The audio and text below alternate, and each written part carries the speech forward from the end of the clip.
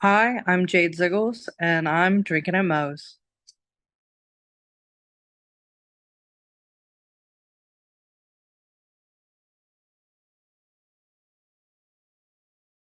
All right, everybody, taking time out before we get this show started. That I want to thank Reaper Apparel for having Drinkin' Mo's be a brand ambassador for their clothing line. They got good stuff. They got t-shirts, they got hoodies, they got beanies, they got lots of great stuff, encouraging everybody to break out of their comfort zone, live their best self, and hey, it's something I try to live every day. Now, be sure when you go and you're finishing filling out your order, use the code Drinking at Moe's, get 10% off, and the link and the code will both be in the description. Let's fucking go. All right, everybody, welcome. Drinking at Moe's, Big Mo here. You know the drill by now. YouTube, like, subscribe, share, comment, all that good shit. Because YouTube's algorithm is a pain in the ass. I'm I'm struggling with that damn thing. But we are also on pretty much most major podcasts. That words are hard. Audio platforms. There, I can actually talk. We're on most major audio platforms too. Today, I'm excited to have with me Jade Ziggles. How you doing? Doing well. How are you? Oh, I can't complain. Some of the news that I mentioned, getting to come out with this last weekend was pretty exciting. And, some of the wrestling related stuff I've had going on, I can't complain. There you go. Yeah. And, you know, first thing before we dive into everything else, first thing I'd like to start off with everybody with is what got you started as a fan of pro wrestling? Uh, as long as I can remember, I used to sit on my grandpa's lap and watch Nitro. Mm, Yeah. So before I could even like really register things, I just remember it was always a constant. I had like when I was like 3, I had a pet snake that I named Nitro. So ah, that, hey, it fits. It fits. I know for me, though, I forget. I was watching something with one of my nephews. He's big into these fish rescue videos. There was this guy trying to get snakes out of one of his ponds, and I'm like, I told him and my mother-in-law, I'm like, damn, I'm like Indiana Jones when it comes to snakes. I fucking hate them. Like, my wife has joked about getting one, and I'm like, I don't mind. You want to get it? You take care of it. We're yeah, as good. long as it stays over there. Yeah, as long as it stays over there and you're taking care of it, and I don't have to touch it, That's how go I ahead. feel. My girlfriend loves spiders. I don't like spiders. She's like, I want a tarantula. I'm like, no. Yeah, before you know it, you'll have a what was it in Home Alone where all of a sudden the spider's running loose. Yup, exactly. I'm good. Nope. I'm right with you there. Snake spiders, I'm a little better with than I am with snakes. I don't know why, but going back into wrestling, the Nitro days, those well, not so much towards the end. Towards the end, it got real freaking wacky. Like people say sometimes that AEW right now is cheesy, or really WWE and NXT sometimes too. The later days of Monday Nitro were just another level. Yeah, as I said, like I was so young. I'm 28, so like I was young, but I didn't really because it was a thing that I just did with my grandpa and my Oh grandma. yeah. And then when I could start like realizing it was like Edge is who made me fall in love with Mm. wrestling. I was like, that's my guy. That's why I'm watching. And then ever since then, it's been an obsession in my life. So Hey, nothing wrong with that. I know. I find it funny. now that my parents used to, when I was still single, they'd be like, "You really think you're going to meet anybody at any of those shows?" And then I kid you not, a mutual friend of my whole wife and mine actually runs a promotion here in Omaha. And one time, a friend of mine that wrestled for him had been trying to get me to go. And, I'm like, well, they got a show on a day I got off, I'll go. And then, boom, I hadn't been there more than 30, 45 minutes. He's like, here, I got somebody for you. And then we just passed our fifth wedding anniversary and we're now expecting our first kids. So, There you go. Now, okay, I have to ask because I haven't done this too much on the different fans side of things, although I'm thinking I might have to start getting into this. But one way you kind of pitched about, coming on was this horny for violence thing. And I'm like, okay, you see like going back and watching some of, the older stuff. There's like in the original ECW, they had some of the same people there in the front row every time. You knew where they were going to be. Yes. And now this is kind of proven to be somewhat similar. Like, you know, if you see that sign in a show, you're like, oh, she's somewhere around there. How did that come about? I gotta hear this. So, my mom is a graphic designer. And when went to my first ever GC Dub show, I had a hand painted sign that I made that it said, I want Mox to spit on me. And I it think I was, heard about that sign. and it was Nick Gage versus Mox, title versus career. I was Okay. the only one in the crowd on Mox's side. I was in enemy territory, and I love being where I'm not wanted. So it was great. Emil came up to me after the show. He was like, "Your sign's the best sign I've seen tonight. It's great." Uh, I met Mox after the show, and he loved it. And my mom was like, "Well, you can't just have these shitty signs. You have to have something good." And she was like, "Come up with something. I'll make it for you." And I was like, "Okay, I don't know." So I sat with a couple of my friends and we were like brainstorming things. And I was like, horny for violence. That's why I'm here. I like the blood, I like the death match, I like thumbtacks, all of it. And so I went to my mom and I was like, this is what I want it to say. She was like, anything else you want? And I was like, nah, just roll with it. So she came up with the design, and it the first copy of it was, the white and red, the white and the blood splatter. And a bunch of talent loved it. They were like, "Can I sign your sign? I love that. Can I take a picture with it?" And then when that got all filled out, my mom made a new one, but it was black. And now I have a rainbow one. And so my mom says that she's just going to keep pumping out random Different things. variations. So yeah, but that's kind of what because I have people like if I'm at a GCW show, they'll be like, "Horny for violence," and I'm like, "I have a name, but thanks." Like, and so, but that's just kind of what I've become synonymous with. And it's really funny because I'll have people that are like, I thought I was the only weirdo that was like oddly getting off on this. And I was like, nah. That is awesome.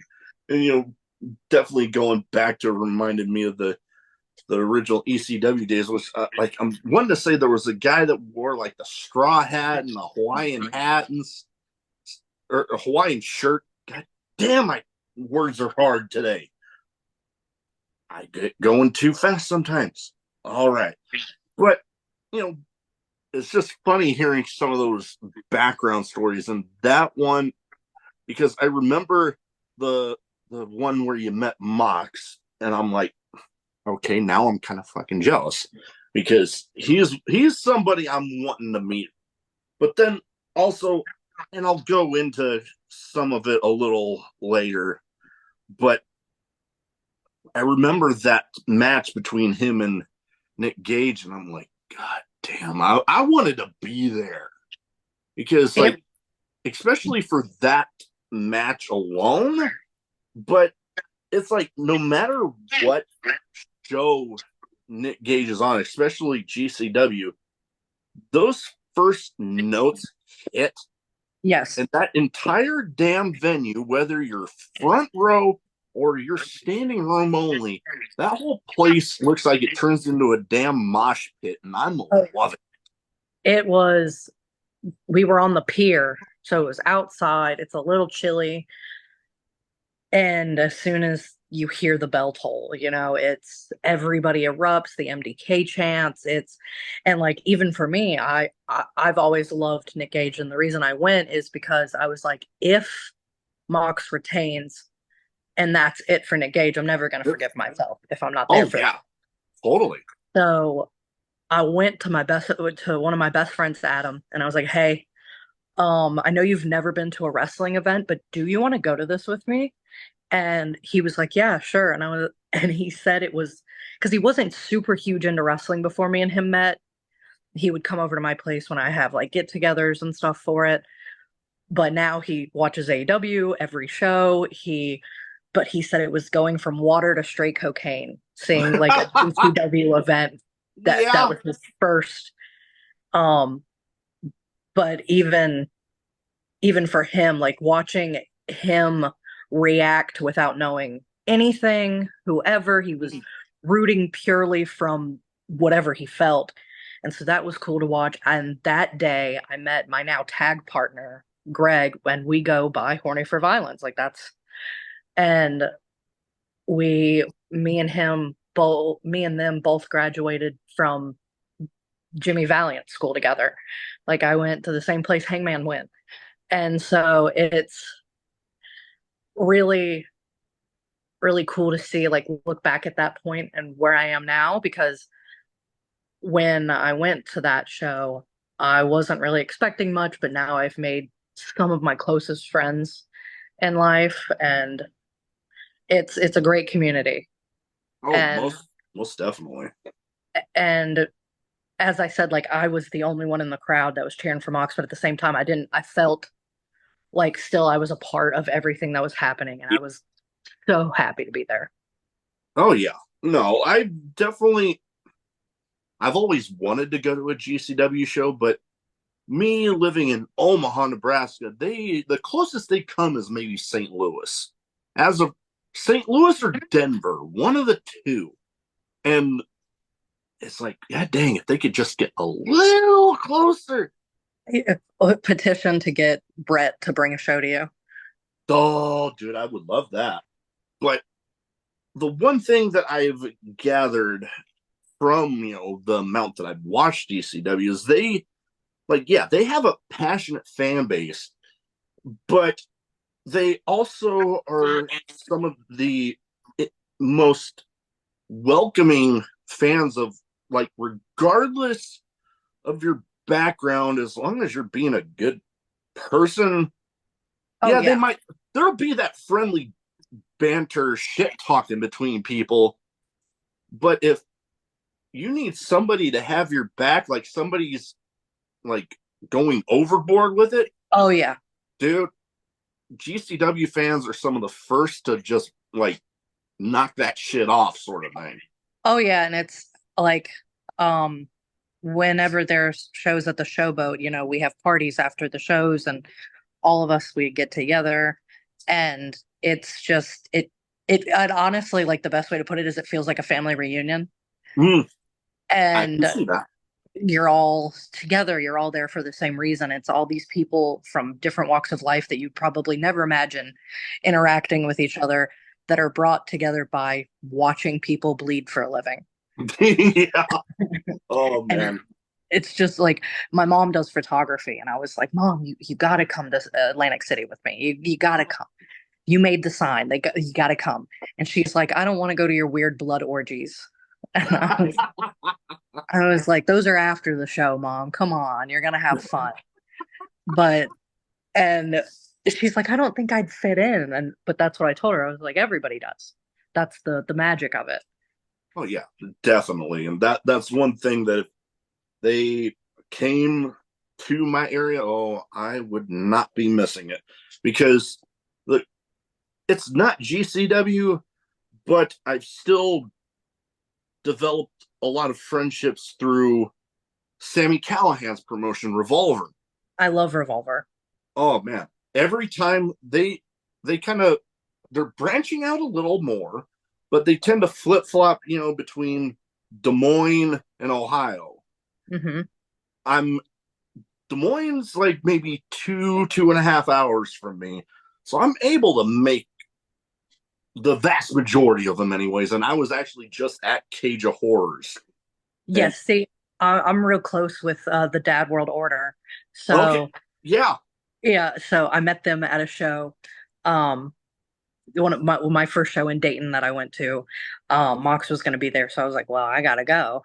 And um, and they were sitting behind me, and I was up at the barricade with my sign. Mox walked by, blew me a kiss, and I almost fainted. And one of them held me up, and now I talk to him pretty much every day. Like they're really good friends of mine. And but he told me he was like, "Oh man, you should have been at Cage of Horrors. It was awesome."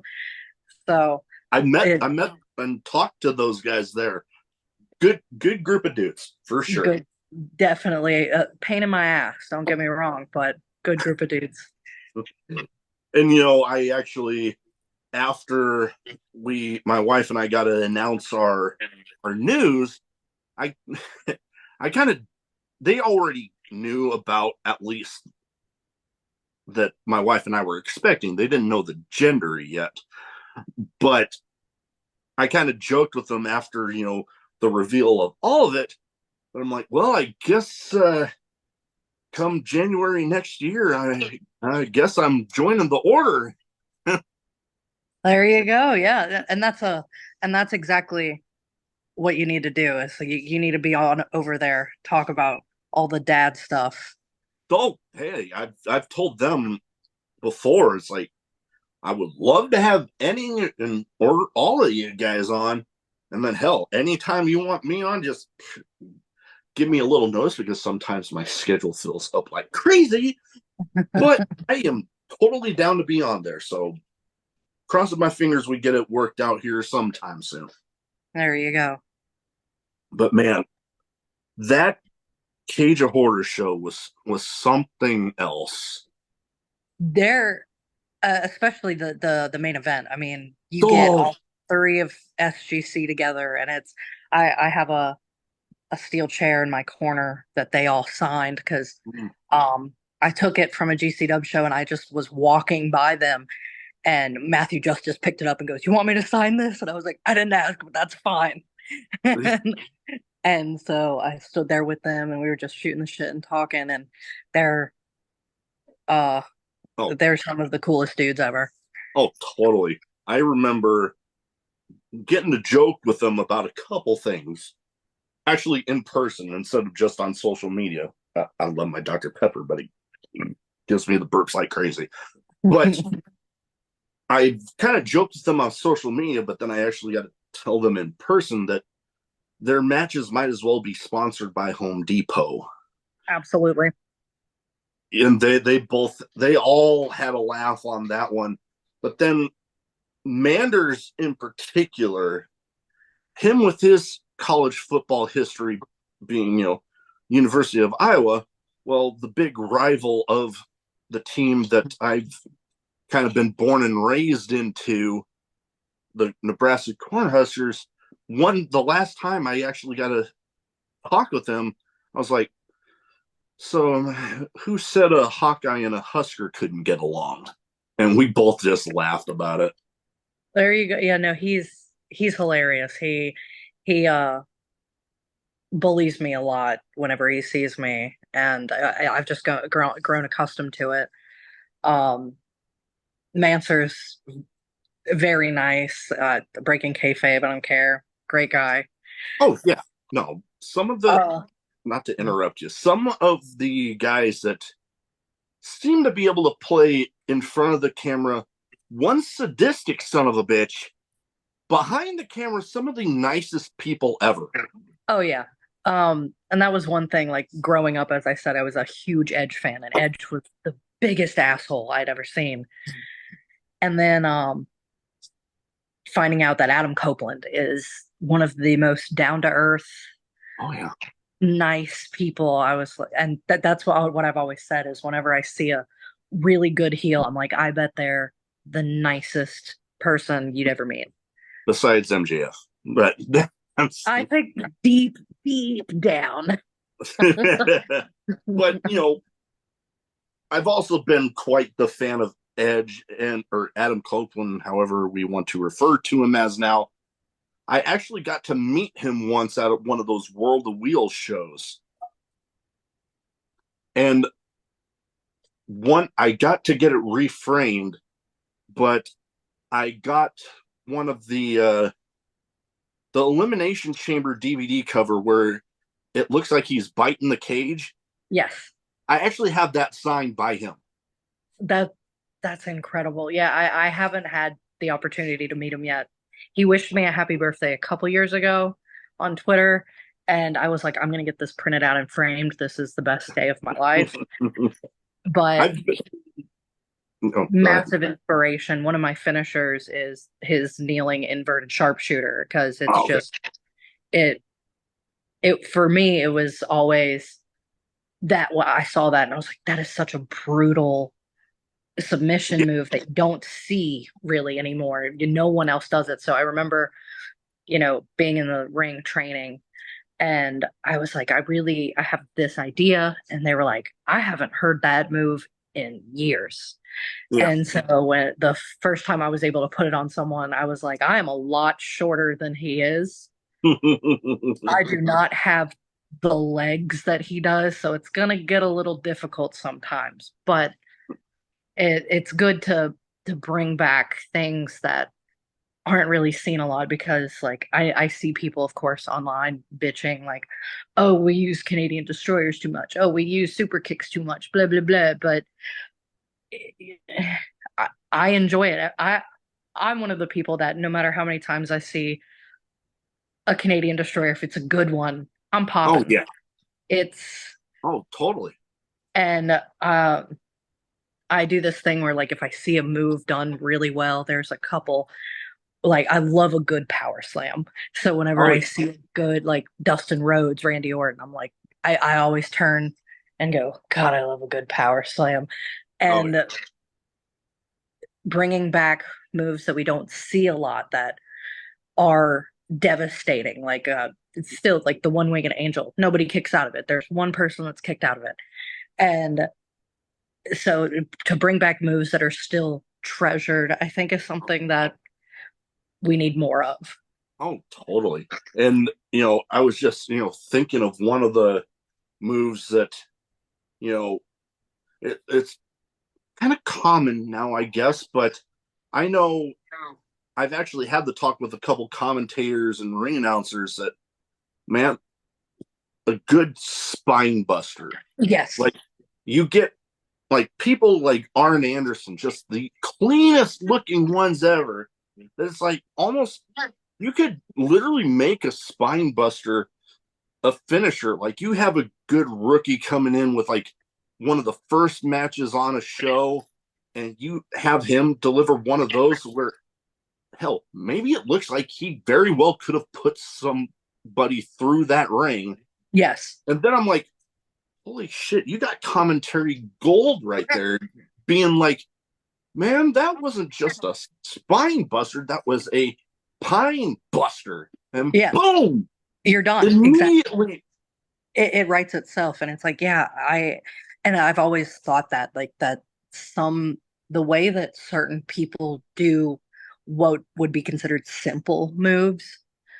Um, but yeah, it's Arn. Arn is the first one that I think of when I think of the spine buster. But even his son Brock, Brock does a fantastic Oh, totally, yeah. steps. Triple H, uh, powerhouse now. His spine buster is insane because Oh, he's yeah. got the mass and it looks like he's going to kill someone. Oh yeah. No, I definitely love those times. And you meant, you know, speaking of intense moves and intense stuff, we mentioned a little bit about deathmatch wrestling. I have been lucky enough to develop somewhat of a following in the deathmatch community, which I am extremely grateful for. And I've had some funny experiences with people inadvertently watching a deathmatch with me, including both my wife and my mother-in-law. Yeah, those were something else. Like, I remember my mother-in-law being like, "Oh, isn't that illegal?" I'm like, "iPad. You got your iPad. Just sit down. This will Yeah. be over in a little bit. You'll be fine." Yeah. My wife ended up watching a little bit of one of the H2O Discovery Deathmatch Discovery gauntlets. I don't think she realized that it was going to be a death match that she was walking in on, but somebody got Irish whipped into a bunch of carpet strips, and she was just like, the look on her face. I Yeah. just remember trying to hold in the laughter, but I'm like, that was hilarious. Well, yeah, growing up, I always gravitated like as a kid, my favorite match stipulation was First Blood. Uh Oh, and I loved ECW. One of my favorite matches as a kid, which like I think like looking back on, I'm like, oh, okay, that makes sense. But Terry Funk and Sabu, their Born to Be Wired match, oh, it like yeah. cemented itself deep inside me. And so I watched ECW, I watched CZW, I watched um GCW clips, but I didn't like I wouldn't watch their shows and everything until around the pandemic is when I got like deeper into indie and that it I was like, yes, I need to go to these. I need to experience this. And I would go to Chattanooga to go watch IC Dub and like being there next to the pit fighter, like right against the cage is Oh man, that's a sight to behold. That the pit fighter in the TWE arena, that's oh something else, man. oh yeah, it's such a small compact place and so the energy it just Mm. bounces off the walls and you feel it and I remember being right against the cage and Cruel coming out and seeing that and just it made me feel like a little kid again. It made me like I know what's happening as an adult, as someone who trained. I know what's happening, but when someone can break that barrier and make you feel like you're a kid watching it again, it's incredible. Oh yeah, those that can suspend that belief that you're like, I know this about that, but that guy makes me wonder. Yes, exactly. And Cruel does that. Cruel is, Oh yeah. and and IC Dub was also another tight knit, group. I've met talent and fans both that I still talk to, that I reach out to, and I mean, Hoodfoot is fantastic. I love Hoodfoot and I went to Newark and I was there the day he won the North American Deathmatch Championship Oh and that just being I was blackout drunk that day, but yeah. I remember the bell ringing and him holding the title above his head and I just remember being I don't know anything that just happened, but this is fantastic.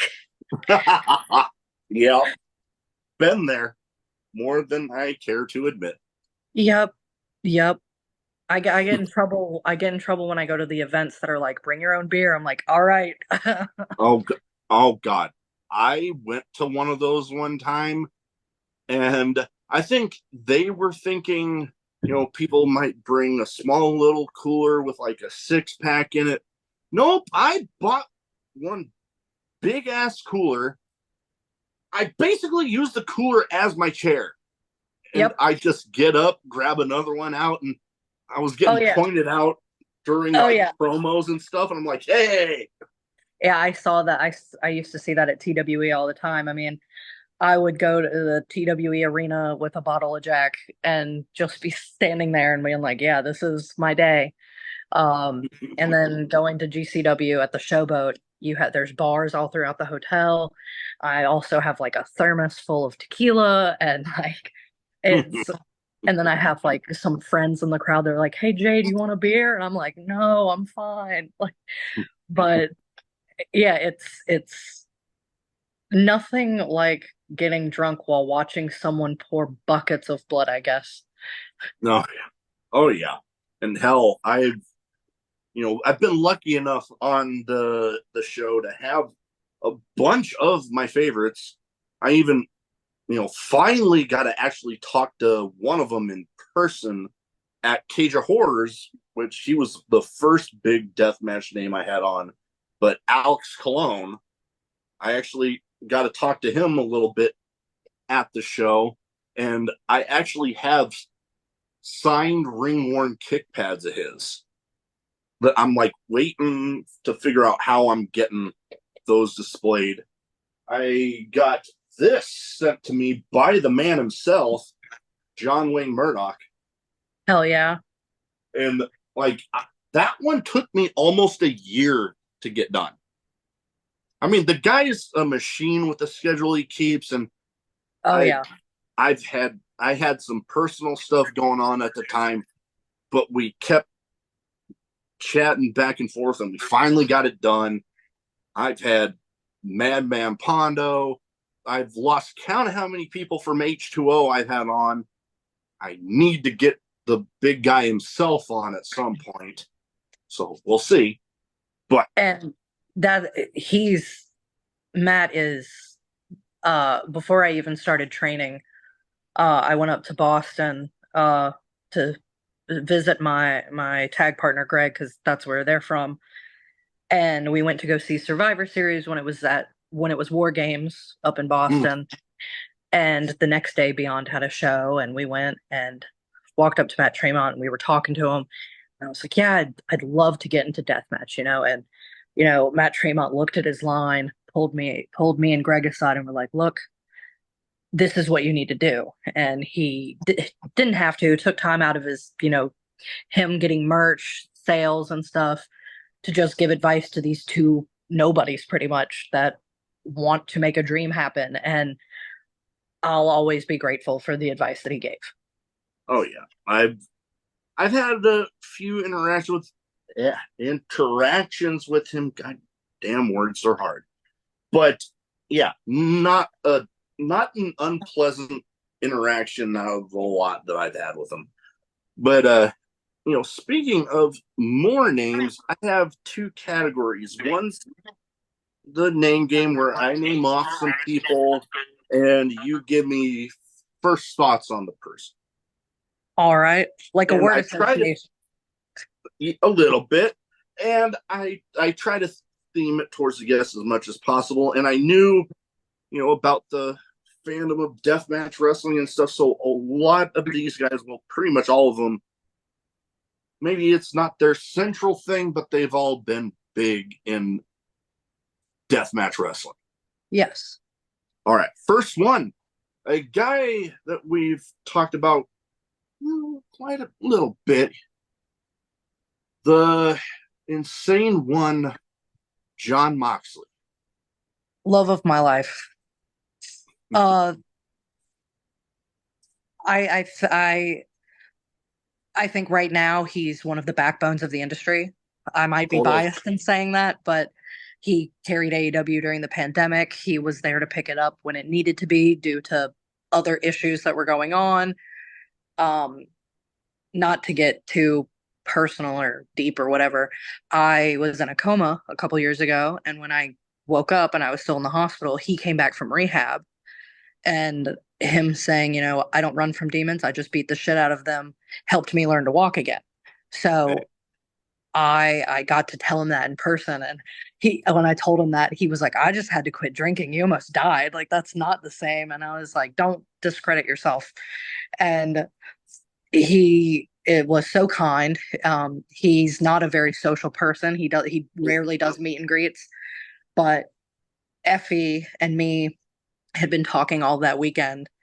And Effie went into the back, brought Mox out, and he was like, "You got to meet this chick. She was in a coma. She loves you, blah, blah, blah." Mox saw my "I want Mox to spit on me" sign. He went, "Oh, you don't want that. It's just tobacco, spit, and blood." And I was like, "I know what I'm about." And he spit his dip into his can and he goes, "The intent's there." And I was like, "I'm going to die, but thanks."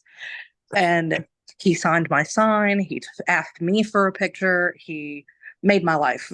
Every interaction I've ever had with him, I'm like, I'm gonna marry him someday. Sorry, Renee, it's gonna happen. Yeah, yeah, watch out, Renee.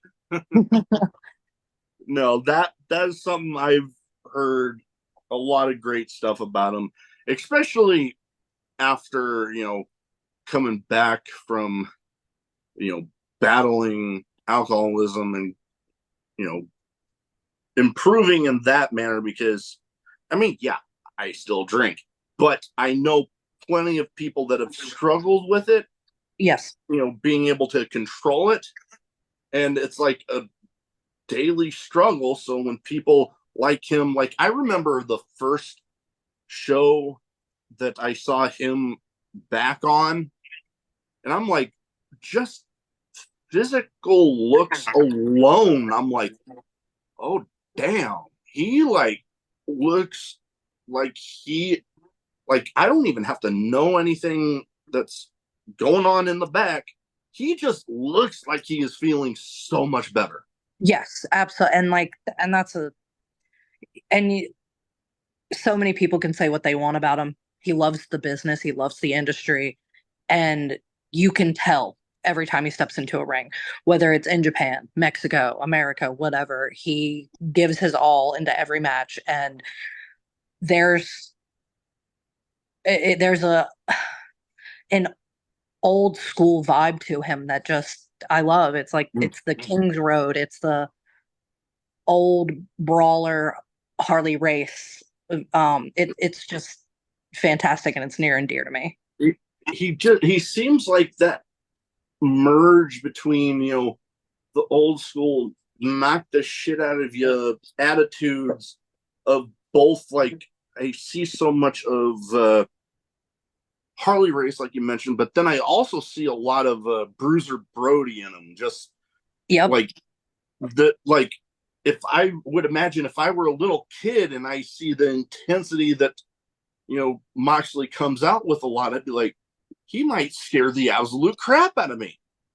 Yeah. But then because I know Bruiser Brody did that for me back when I was about Yeah. 41, but back growing up, like I'd watch him and I'd be like, damn, that I need a change of pants just watching him. He's scaring me.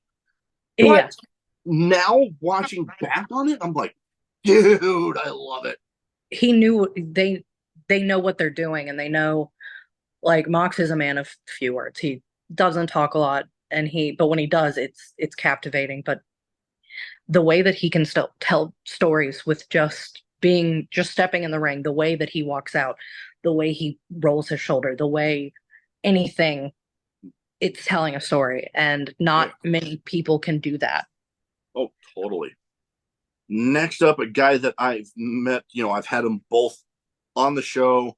I've had his buddy on the show too, but I've actually gotten to meet him quite a bit at Revolver. The one, the only fire starter, Jake Christ. Jake is so sweet and so Oh, kind, and that's another one that's captivating. Being at a Revolver show and hearing that music hit, he's photo bombed me in pictures. He's and like going back and seeing like the beginning of his career to where he is now, he's always stayed true to himself, but he's totally. also not only but he's also realized how he could grow as well. Mm-hmm. And Jake is definitely one of the like when he won the Revolver Oh championship, yeah. that Mm. it was a heartfelt moment because he's been through a lot. He's had to overcome a lot, and I can't say enough good things about him. He's kind, he's down to earth, but Yeah. Every time he steps foot in that ring, I know I'm about to watch a hell of a match. Oh yeah, most definitely. I've seen him. Actually, my first ever like actual death match that I got to witness in person was actually him versus Joel Bateman at a Revolver show, and Yeah, that was something else. yeah, he definitely like he lays it all out for the people watching.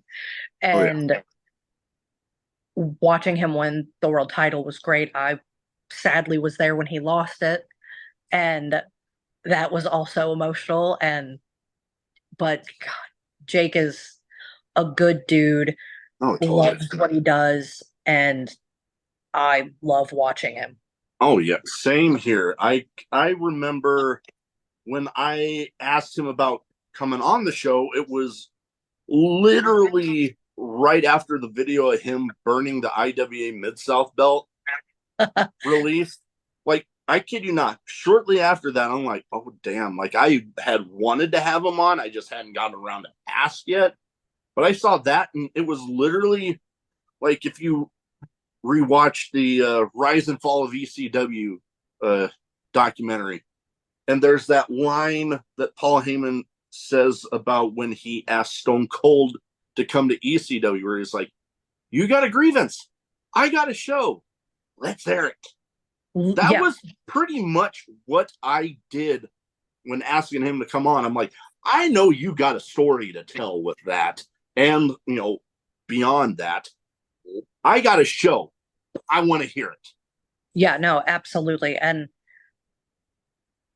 he has such like it really works out like the fire starter. He has fire in his eyes. He's Oh, very determined, he's very headstrong, and he's very Jake Christ is someone, if he has his eye set on something, he there's nothing getting in the way of that. oh, And most definitely. I big props to Jake Chris because yeah, I watched a match recently going back because I go back and rewatch old GCW matches, CZW matches all the time, and I was watching one of him and I was like, gosh, I forgot because he still looks so young, you know, and Yeah. so when you go back and you're like, he looks 10 here, and Yeah. but it's been great watching where his career has gone. Oh, most definitely. And hell, I remember, okay, this going into some of the, I won't go into the whole story, but it's some of the stuff that why my interview with John Wayne Murdoch got delayed. My wife and I were pregnant with twin girls. They weren't due until November, but they ended up coming in like late July. Only made it about a week. There was a while where literally the podcast, I had, stuff scheduled out. So I just, all the stuff that was already done, I just released that when it was scheduled. Other than that, I didn't record anything new. I didn't go to any shows. I Yeah. was just home. And one of the first shows I went to after that was a Revolver show, and he happened to be at it. And he was one of the first people after all that happened that I talked to about all of it, and just like literally made me feel like there could have been a crowd of people around, but he was zoomed in on me. Yes. And that, especially in a moment like that, I already had I already thought the world of him, Yes. but that just cemented it even more. Absolutely. He's yeah, as I said, I can't say enough like of just how good of a person, and it's so weird like watching the brutality that someone can dish out and not only but like take Yeah. in the ring, and then to like talk to them outside and they're soft spoken, they're kind, and Oh yeah. it's the dichotomy is insane, but it's so warm. Oh, totally. Totally. All right. I got two more here. First of them, the guy behind Revolver, Sammy Callahan. I love Sammy Callahan. I was a huge Switchblade fan. I watching him in CZW, watching him in Lucha Underground, watching him Mm. everywhere he goes, he's no matter the name he's under, no matter what, he's always Sammy. And watching him, you know, because sometimes I'll go to Revolver early to help the Dad World Order set up their table or anything. And I remember one time I got there early and I was like putting my stuff at the chair and Sammy went, "Hey." And I like looked and he was like, "Who are you with?" And I was like, "I'm with the dads." He goes, "Oh, Jade, got it." And I was like, Sammy Callahan knows my name. That's so and but he's always kind and watching him direct things behind the stage. And that's another person who is so dedicated to the business and who gets the business. And Mhm. the thing about Revolver, for our generation, by our generation, is that's it's stuff like that that reminds me of why I fell in love with wrestling and the fact that Sammy keeps giving it to us. And it's not like Revolver is expensive. It's not like, but every time I go to a Revolver show, even though my seats weren't that expensive, I still feel like I'm getting WrestleMania quality entertainment. Oh, And that's incredible because I always find it fascinating that, WWE has a team of Hollywood writers, but then you have some indie wrestlers in a rec center that are putting together fantastic things. oh yeah. Like I And know some of the Revolver shows that go around WrestleMania weekend, some of the matches that happen at those shows when people do like their favorite matches of WrestleMania weekend, not just WrestleMania, a lot of the Revolver matches end up being on those lists. oh, like last year, this past year, WrestleMania week, one of the best matches that I saw was Charles Mason, Mm. like the Hog Revolver crossover that they did. And it Was went it with off. him and Macklin? Yep. That one, And yeah, that was a good one. and Charles Mason is just that's another fantastic performer.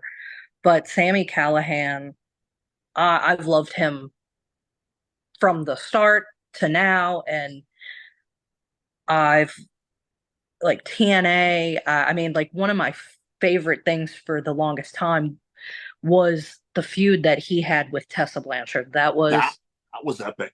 Yeah. to me like uh, Tessa reminded me of China, and Mm. she's one of my favorites. And watching Sammy, the thing that I love is Sammy is like, I don't care if you're a woman, I don't care if you're a man, if you're going to step in the ring with me, I'm going to treat you as an opponent. Mm. And I live in Virginia, I live in the Bible Belt, so a lot of people are like, oh, intergender wrestling, blah, blah, blah. But if a woman is going to step up and be able, and that was the thing, is the way that she would hit back, the way that Sammy would sell for her, the way it it suspended the belief. It was Oh this yeah. woman is going to kill Sammy Callahan. That's Oh yeah. and Sammy just has a brutality and a look in his eye of God, The, it's just incredible. oh yeah. You know when you see that look in his eyes, you're like, oh, he is gonna knock the shit out of whoever's in there with him. Oh yeah, and like that's some of my favorite matches were Mox and Sammy when they were finally across the ring from each other because I always say that the best rivalries are best friends. Yeah. And because they're telling each other like don't hold back, I don't care. And seeing them together was incredible. And then in Revolver, them being able to be the Switchblades it's again at certain points is incredible to watch because of how much has passed Yeah. since CZW. And it's just incredible. I love Sammy. He's great. God, can't say enough.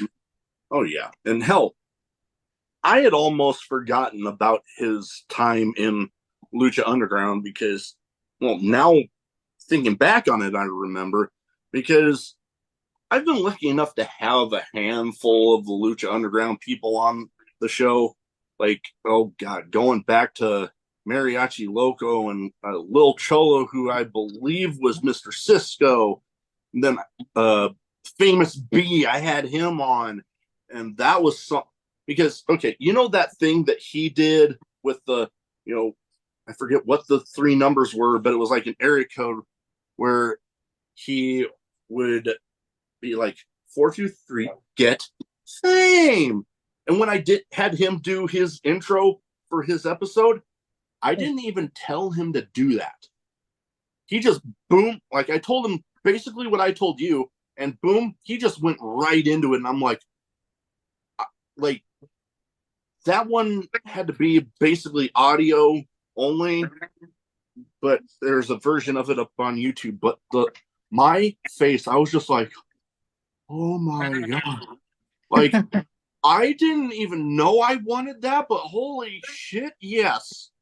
Yeah, no, it's and that's my girlfriend. She watches wrestling with me, but she's not like super into it. But Yeah. every time she loves lucha. She loves the high Mm, flying, slashy, and so yeah. I'll show her clips of Lucha Underground, and she'll see Mm. like Kill Shot. She'll see Brian Cage. She's like, she'll see Brian Cage from Lucha Underground. She's like, why isn't he doing that? And so it's Lucha Underground to me was Oh yeah. that's what sports entertainment is right Oh, there. most definitely. And hell, the most recent one that I had on, which I was extremely happy because literally it came about so randomly, me asking. They literally randomly followed the show's Instagram page. And then I'm like, I'm going to shoot my shot here. It was Marty the Moth. That one's coming up. So I was excited to finally get that one Yeah, in because there was still that part of me that was like, man, I would love to have him on, but is he gonna want to? And then boom, miss we a made it hundred happen. And I'm percent. like, oh fuck yeah. You miss 100% of the shots you don't take, man. Those The worst you that can is the say, way I try to look at it. They're you know, what's the worst? They're either gonna say no or they just don't get back to you. exactly. So it's all You don't good. miss out. You already don't have it. I mean, Oh yeah. Now, all right, last but not least for name game. We brought him up, the one they call Manders. I was in Chattanooga in the TWE arena when he won the SCI tournament, Mm. and I have a tattoo on my calf of a baby cow, and it says "cowboy shit." And I showed it to him, and I he popped so hard. He's like, "I want to take a picture of that." I was like, "Okay." So, but every time I run into him, he's fantastic. Like he pulled me aside at a GCW show once, and he was like, "Hey, you coming a Revolver?" And I was like, "Why?" And he goes, "Why would I be asking you if you're coming to Revolver?" And I was like, "Is your surprise tag partner Mox?" And he goes, "Shh." And so I was like, "Yeah, I'll be there." And so, but every time I run into him, he's so kind, he's so sweet, and um, as I said, he bullies me a little bit, but he is a powerhouse. Oh And yeah. watching, I see some of the things he does, and I'm like, I would not want to get hit by this guy. Oh oh yeah. No. No. That's a that's Cool a dude, but yeah, I'll leave the that stuff to somebody else yeah. because I already have a bad back. I don't need it any worse. Yeah, no, it's like, and as we said earlier about SGC in general, they know how to put on a show. They know how to captivate the audience. They play off of the audience very well. Oh, that they Whether do. whether they're being the assholes, whether they're being the good guys, whether uh I saw them at a Revolver show and watching, Matthew Justice jump off of scaffolding and I've seen that many times. and but yeah, and it's like I saw it on TV. But being in person, you're just like, this is fucking nuts. And Manders is one of those guys that like before the shows, during the meet and greets, during intermission, after the shows, he's at his table. He makes sure he talks to people. He's hard hitting. He's a powerhouse, as I said, and he he's got the football. He's a farmhand. He is rough and tough, and I would not want to be on the other end of a forearm. Yeah. That is, I I feel like it's like getting hit by a truck. Yeah. A truck, a brick, something hard. Yeah, absolutely. Feeling it for days, probably. Oh, yeah. And Most definitely. watching him win, like go through the entire SCI tournament and watching him win it, that was I cried, and I was like, just watching him go through and do the things that he does is really incredible, and I'm really Right. happy for where he's gone, and I can't wait to see what else that he's going to accomplish Mm. because the sky's the limit for him. Oh, most definitely. Yeah. I he a guy that's actually on national TV right now. They both have Manders and him both have a similar look. Him and I think it's Dax from FTR. They both have similar look and definitely a similar mentality. That old school, just knock the snot out of you Yes. mentality. I love it. Oh yeah, absolutely. And that's something that like we don't really see a lot of anymore, and I love it. I love the bruiser Brody, the brawler style, and to have some people that are still grounded in that is Yeah. incredible because you do have a lot of, you have, especially with the newer generation that's coming up, you have the Nick Waynes, you have Mhm. the Jay Malakis, you have Billy Starks, and what they're doing is phenomenal. And I'm never Oh. gonna sit there and discredit that at all because they are very talented. Mhm. But you don't see a lot of the younger generation doing that anymore. The Yeah. hard hitting old school. And I'm hoping that with people like Mox, Dax, and Manders, I'm hoping that we get more of that resurgence. Oh yeah. And hell, I already know that if I were to get into the in-ring aspect, that would be my mentality. Like, yeah, the flips and stuff are cool when you're those that are able to pull them off, like a Billy Starks or whoever it might be. But I'm definitely that okay, yeah, that's cool, but I'm still gonna knock the shit out of you Yeah, mentality. That's absolutely. that would be right where I'd go. All right, so now I got some random questions. Some might be wrestling related, some might not be. Some might have absolutely nothing to do with anything we've talked about so far. All right. Speed So, ramp. it definitely can be. So, some of them, you know, I end up hearing some stories behind different stuff. So, it doesn't have to be short, but hey, we'll run with it. But All right. first one that I like to keep in here, and it's the one I usually lead off with, and it definitely fits along with the horny for violence sign, the mentality. Because, and I've imagined you've witnessed a bunch that could go into this answer. Craziest in match moment that you were there to witness. Oh God. Probably a Um. lot to choose from. Oh yeah. There are. Um. The first thing that pops up is when Blake Christian won the GCW title. I was there at Cage of Survival and watching, this cameraman just pull off the curb stomp. I jumped up and because I told my friend, I was like, if I was Blake Christian, this is what I would do.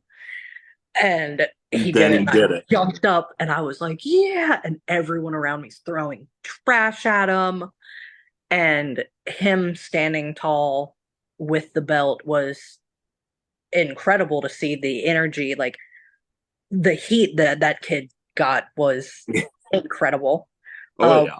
the glass ceiling spot at TOS last year, that was wild to be a part of. I watched when GCW came to North Carolina. Uh, it was Gringo and Vikingo's first match, Ooh, and I've seen that match for other promotions, and oh my god.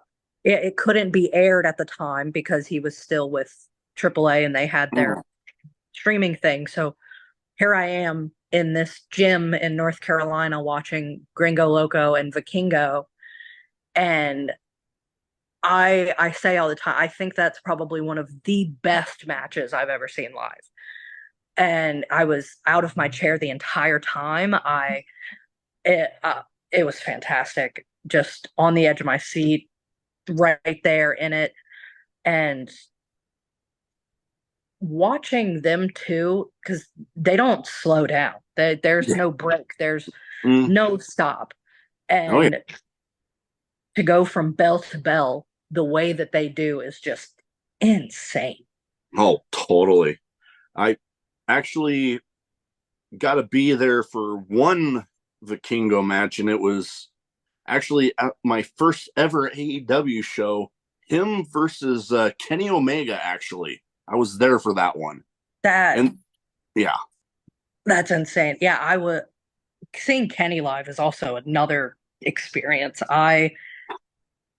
Was I was at um Charles, I was in West Virginia when he came back from injury. mm. I saw, every time I've seen him, it's good. Like I saw the exploding barbed wire death match live, and as so many people want to talk shit about that match because of the ending, but that match it was so much more than just the ending. Yeah, And God, watching Kenny Omega work in general is insane. I don't know. I feel like he was made in a lab by saying, "Okay, how do we make the best wrestler?" yeah. And then they just dropped him off. Oh yeah. No, I definitely can agree with that. And hell, I know as far as other crazy moments that hell, I've witnessed a handful, including that match with Jake Chris versus Joel Bateman. The way that one ended with the chair spot and the glass and lighting it on fire. I was third row for that.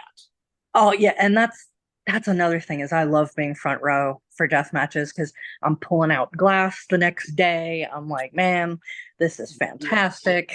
Oh Because yeah. like Adam, when Adam came to the first one, he brought like glasses and a bandana, and I'm just sitting there, raw dogging it. I'm like, nah, we're in this, okay? And so seeing some of the spots that up close, like right there, is just Yeah. insane. I have too many to choose from. Oh yeah. No, definitely. Hell, other ones I know. Hell, they conveniently all happened at Revolver and all involved. Basically, all I got to do is say three letters: SGC. Hmm. The handful of times that I've got to see all three of them together, including Cage of Horrors, literally just the matches. I think it's been three matches, but those three matches just craziness, and I loved every damn minute of it. Yeah, I could go to a show and the entirety of it could just be SGC, and I got my money's worth. I'm great. I'm sold. Oh yeah, most definitely. All right, now next question I have. I proudly display some of my hobbies behind me. Some of them up top you can't really see, but I'm particularly proud of like my signed wrestling figures. Conveniently enough, only one, two, three, four, no, like five out of all of these have all been signed at Revolver. Now leads to my question: what is a hobby you have, or if whatever it might be? Uh, I'm really boring. I literally sit on my couch and watch wrestling. I like to write. I am. working on a horror story right now, which horror is very hard to write. Yeah, I Um, can imagine. but I'm pretty much wrestling. If I'm not watching a live show, I'm going back and watching shows from when I was a kid or some, before I was even born, um, and watching tape.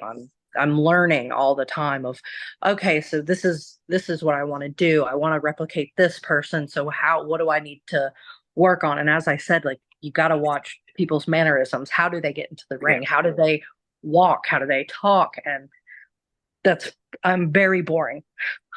No, hey, some like I know my wife likes to give me shit about it. Is like, do you watch anything besides wrestling? I'm like, yes, Well, I but also the yeah, majority of it, I like horror. I'm a big horror fan. I love well, movies in general. Big cinephile. Um, so that takes up a lot of my time. It's just oh watching yeah, movies, watching wrestling. There you go. oh yeah, no, I can totally relate. I know maybe not so much horror. Like I used to not be into horror at all, but some of the more slasher sort of the horror genre, it's been growing on me a little bit. I can't do the demonic shit though. That like the stuff that it literally says based on a true story. I'm like, no, no, that can actually happen. I don't want any part of it. Yeah, I know, and I get that. Like, I listen to horror podcasts and stuff, and there's one that I listen to, Scared to Death, and I love he's that, dude. Dan Cummins, his time suck one, love I it. love Dan Cummins, but he says all the time, he's like, if even one of these is true, that opens the possibility that they're all true. Yeah. And that's terrifying. So like, Oh yeah. Like I listen to his time suck one literally every day at work. Every it, single. he's incredible. I Oh love yeah. Dan. Oh hell. Some of the jokes that I do on my my two cents stuff, I get the inspiration for those off of him. Yeah, he's incredible. Oh yeah. But yeah. Then movies. Okay. So yeah, big movie buff. I I've got my favorites. Hell, I've even got some memorabilia from some of them.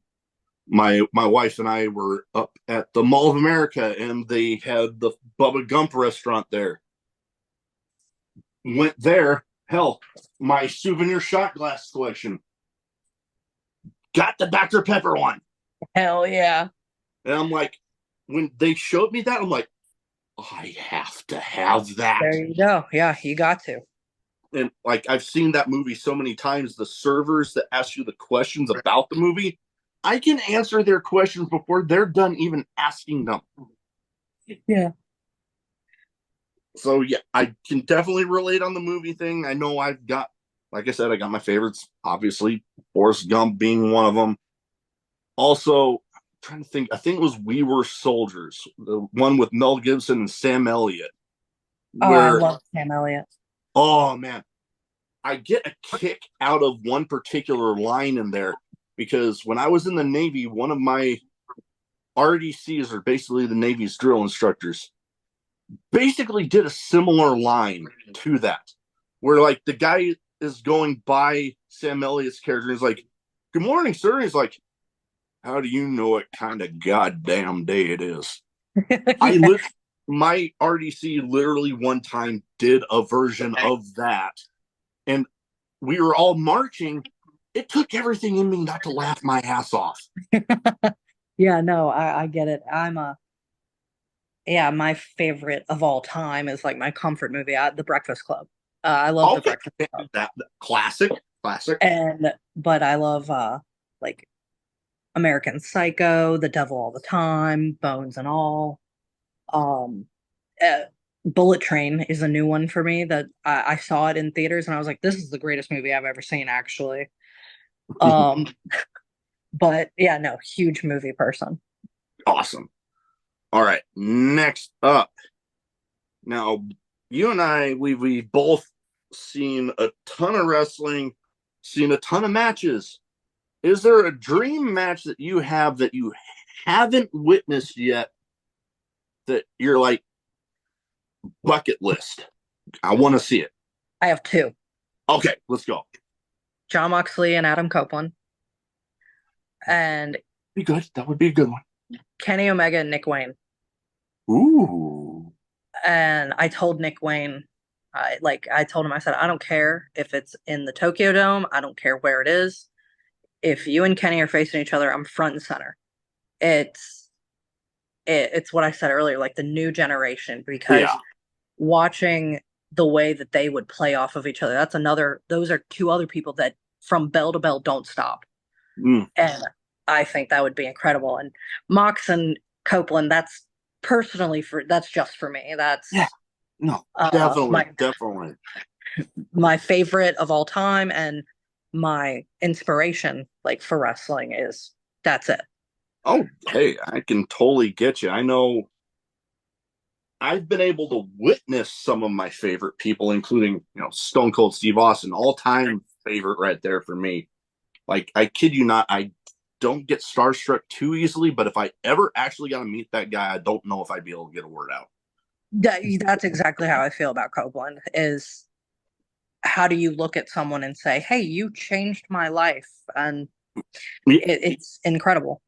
Oh, yeah. One of those people that you have built up in your head so much that that moment that you're actually there in front of them, you're like, Exactly. Yeah. And I remember, I remember Edge retiring and then him coming back at the Rumble. I oh cried. God, the look in his eyes during that moment. I cried. I Oh yeah. sobbed.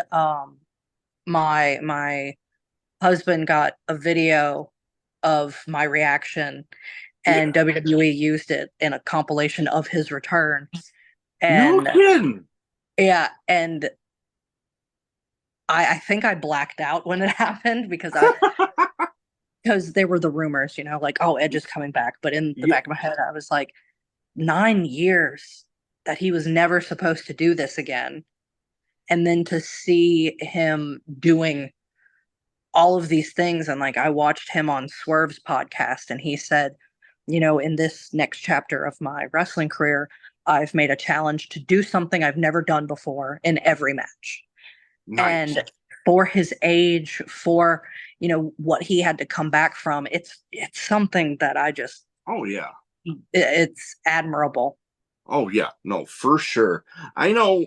I I don't know. Some of the matches that I would like to see, I know have probably happened, but for me, just being able to be there for them is, my dream match. Like, oh, Matt Tremont versus Nick Gage is definitely one of them that I'm pretty certain has happened at some point. Yes. But the amount of wrestling I've watched, I cannot remember specific But even shows. then, being there for Oh yeah, that, just being able to be there for that would be something like literally I could be in the back. I don't care. but even just the entrances, that would be insane. Everybody Oh singing yeah. along. And Oh hell, both both entrances. Everybbody's singing along. Like hell, exactly. separate ways. And for whom the bell tolls, and hearing both of those just being sung at the top of their lungs by everybody in there would just Mhm. be like, I'm getting goosebumps just thinking about it. I say all the time that there's nothing like hearing For Whom the Bell Tolls than in person. It's as soon as it hits and the crowd goes crazy. I don't remember what show it was, but I wasn't there. I was watching it, and Nick Gage ran through through the curtain, and he didn't get mauled like he was used to. So he went back and did it again. I and, love and it. that's a guy who loves what he does. And I've had the privilege of meeting him, and Color me jealous right now. uh he he's just one of the sweetest guys, and he loves this business, and he gives his all to it, and it gives back to him. Oh, It most loves definitely. him just as much as he loves it, and I love that. But being there for Gage and Tremont would probably, yeah, no, that does sound like a dream. Oh yeah, hell, and I've got to witness. I had Alex Colon on. Getting to see some of the other people that I've had on the podcast live again would would be pretty awesome. Like hell, getting to see John Wayne Murdoch in person. I had a mini episode with Bronson Reed a while back that is like he went up against Jeff Cobb that night. And that right there was something I don't know if I'd ever thought I'd see, but like, okay, Bronson Reed next to Jeff Cobb makes Jeff Cobb almost look like a little person. I'm trying to think. Like I don't have much of a filter, but I try. No, I get it. I'm the same way. But seeing Jeff Cobb lift up and suplex Bronson Reed was just like, oh my god. No, it's like some of the things that I've seen in person, it's just like, what the hell did I just witness? What did I just watch? And as I said, like there's so many moments where my you're suspended in belief, you feel like a kid again, and it, that's what keeps me coming back is Oh yeah. this. And that's why like I don't really watch WWE anymore because it's not what I fell in love with. Yeah. I'll watch clips, I'll have friends send things to me, and Yeah. um but when AEW first started, I've been a day one, and watching the first Double or Nothing, I was like, this is why I fell in love with wrestling. Yeah. The feel of that show, watching it, there's nothing quite like what like I was there for Sting's retirement match, and I cried. I felt like a kid again. Mm. And it and like Greg was with me, and Greg grew up as a little Stinger, and they're sobbing, I'm sobbing. Mhm. And just that atmosphere of like what it can do to you. And it's like growing up being a wrestling fan, I always got it's fake, right? It doesn't Yeah. really, yeah, whatever. And Oh yeah. I've had those I, discussions. I was made fun of for liking wrestling, and I was like, I don't care. It makes me feel great. I don't. That's your problem if you. Yeah. And so now, like the way that the community is, and it's like, yeah, you have the weird tribalists on both sides. You have, True. but just sit back, watch it, enjoy it. I don't care. I'm Yeah. gonna love it regardless. Oh yeah. No, definitely watch what you love. And if you don't like something, hey, there's a reason they got those buttons to switch the channels. Yep. And it's like my stepdad was talking about social media the other day, and he said, do you know how easy it is for me when I see something I don't like to just scroll past it? And I was Mm-hmm. like, wow, Chris, you're absolutely right. Oh yeah. Nope. I can totally agree because Lord knows, especially the last couple of years, I've had to do that plenty. Yeah. But all right, on to the next one. All right. So Lord knows I am not a picky eater at all, but I do have my favorites.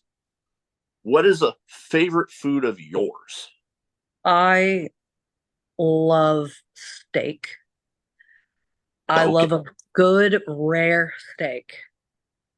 Uh yeah, I that sushi. I also love sushi, but those two, steak and sushi, there you go. Okay. Can't complain there. I've not always been a fan of sushi, but I got my sushi rolls that I do enjoy anytime we go wherever we go.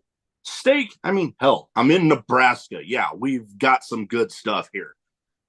But I've definitely got my favorites to where like, okay, we go to an Italian place. My wife basically will give me shit and be like, you don't even need the damn menu.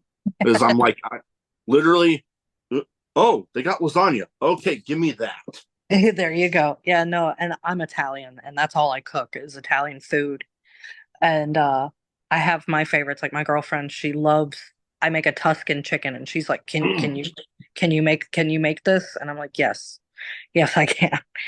Oh And yeah.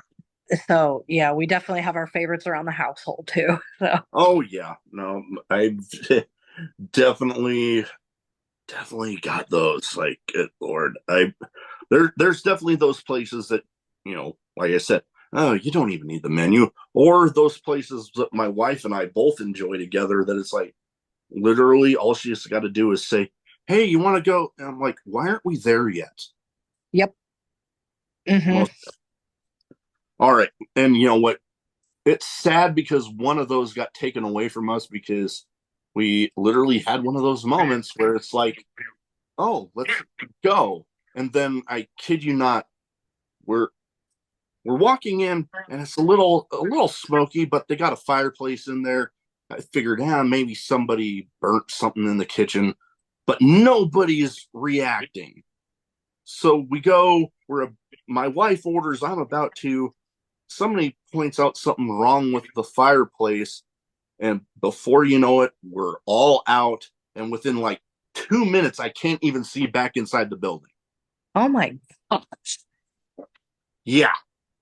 So we still got our other places that same, like, just why aren't we there yet sort of deal. Yeah. But I'm definitely still a little bummed about that one. Yeah, I bet. Oh my gosh. All right. Now, with the name of a show like I have, I would feel weird if I didn't have this question in here. Favorite drink, whether it be alcoholic or non or shit, one of each, because Lord knows I've had Jake on, I've had others that they're either straight edge or they're battling alcoholism, so they don't drink. So try to be respectful of that, include Absolutely. everybody. Absolutely. So, non-alcoholic, I love sweet tea. It's my vice. I Mm. don't I used to be a huge like soda drinker, but not as much anymore. But sweet tea, I know it's still not the best, but I go through sweet tea like it's nothing. Well, And that, most of my first year in the Navy was down south, so like where they milk jugs made of it. yep. Yeah. And alcoholic, I'm either it depends on my mood, but I'm either a Jack and Coke or a Long Island iced tea. Okay. You can't go wrong with either. I do enjoy a good Jack and Coke. I also enjoy with the Jack and Cokes putting a little grenadine in there, and it basically tastes like a Jack and Cherry Coke. It's Yeah, I freaking do. delicious. I do a Jack and vanilla Coke, and me and Adam coined it the Jack White. So, Ooh, so that's usually my go-to. ooh, I might have to try that. A Jack The, White. Yep. the other one that I've stumbled on that I don't know if there's a specific name for it, but I had a can of Dr. Pepper and I found a shooter of Jack Honey. And I'm like, eh. And then I drank it. And I'm like, oh, this is delicious. This is going to be a problem. Yeah, yeah. I need to keep that in check. No, that sounds good. I'll have to try that one. Oh, it's delicious. All right. So, last but not least here, best advice you've been given, whether it be wrestling related or outside of it, just best advice you've been given. Uh, I drunk me cornered Drew Parker at a show once and was like talking to him and was like giving him my life story because I was drunk. And that poor kid was like, uh-huh. And then like at the end of it, he goes, life is short. Do what you want to do. Like the work, like just do it. And so I was like, you're right. And so I came back from that trip and I started training. Mm. And so life is short. Just do it. Do the things you're scared of. Oh, yeah.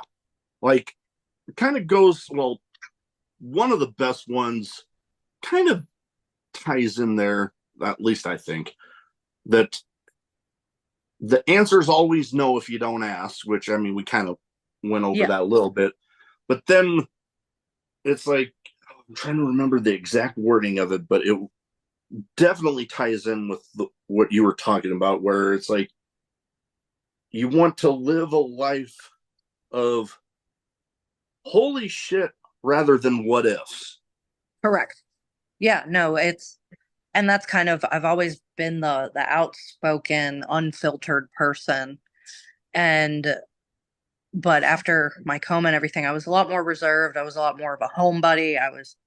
And but hearing the advice from like watching someone do what I love watching and what I've always wanted to do my entire life, Yeah.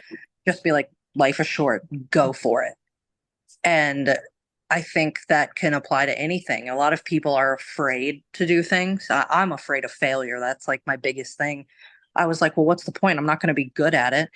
And my husband's like, you think Kenny Omega was good the first time he stepped into a ring? And I'm like, probably, actually. Like, and he's like, you have to fail. You have to be okay with failing to get as good as you want to be. And that was something that I was like, I am deathly afraid of doing that, of failing and like embarrassing myself for not being what like my standards are. But we all have to start somewhere. Oh yeah. Oh, it just got me.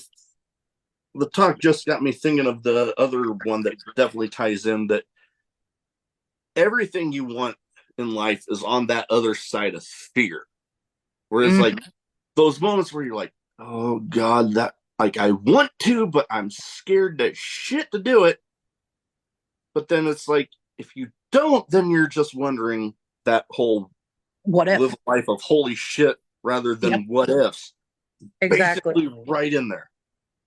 Exactly. And yeah, you miss 100% of the shots you don't take. You don't, Mm-hmm. and if you don't try, you don't know. And Mm-hmm. if you do try and it doesn't work out, you can at least say, I tried. Exactly. And it's come up a lot that, you know, the in-ring aspect of the business might not be for everybody, but there's still a ton of other damn jobs in the wrestling business that could very well be that spot that just fits you. Exactly. Yeah, there's when I was training at Boogie's, they have a YouTube show that they do and everything, and they were saying they were like, we need cameramen, we need commentators, we need refs, we need valets, we need everything. And it's I'm like, that's where you start, you're training, you're taking bumps, you're doing this thing. Yeah. And then after training is done, they're like, all right, we're going to start filming. I would sit off on the side and me and my friend would just do mock commentary together. And like watching it and having to speak it gives you another level of appreciation for it, because it's easy to just sit there and be like, whoa, holy shit, he just did this. And then when you have to like, wow, that side headlock takeover, like and then the way that you have to explain it Yeah. is just has a depth to it. Oh yeah. And hell, I am actually making my commentary debut next month. So I'm a little nervous, but then I also thinking I'm gonna have commentary partners if they want to be the the play by play, blah blah. Yeah. Let them do it. I'll be the damn Pat McAfee goofball of the group. Everybody, Boom. every table needs it. Oh yeah, I'm And definitely like, gonna be that for my group. and I bet it's going to be phenomenal. Like it's fun. It's fun to be a part of something that you love enjoying and Oh yeah. ingesting. And when you get to be behind the scenes of it in some aspect, it feels personal. Oh And yeah. it's just better that way. Oh hell. And I get a call a match for a cheeseburger. Oh, hell yeah. Yeah, I'm pretty pumped. Well, that is about all I have. My dog decided to come down here with me, and he's looking at me like, okay, dinner time. So I better go get him taken care of for that. But, anyways, it has been a pleasure. Where can people find you social media wise? So if you want them to get their eyes on you and your journey towards Yeah, wrestling and all that, where can they find you? I'm on every social media platform under Paging Dr. Ziggles, just DR. Paging All right. Dr. Ziggles. All right. I'll get all of that in the description. Like I said, it has been an absolute pleasure. Yep, he's just looking up from the couch for me. I better go get him taken care of. Thank you again. Good luck out there, and I look forward to watching some shows and seeing the Horny for Violence sign getting out there. Yeah, hopefully. Right now we're hoping for homecoming. We're hoping. I'll you keep me posted, and I'll definitely be watching. I got you. Well, thank you for the opportunity. It was great talking with you.